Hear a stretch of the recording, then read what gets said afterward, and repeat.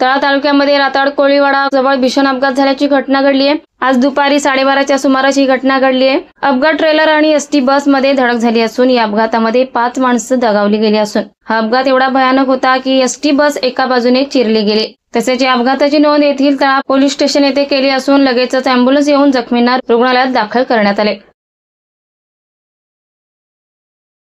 Maharashtra वेदभूमीसाठी Anant Maskar, दाटाव, Roha.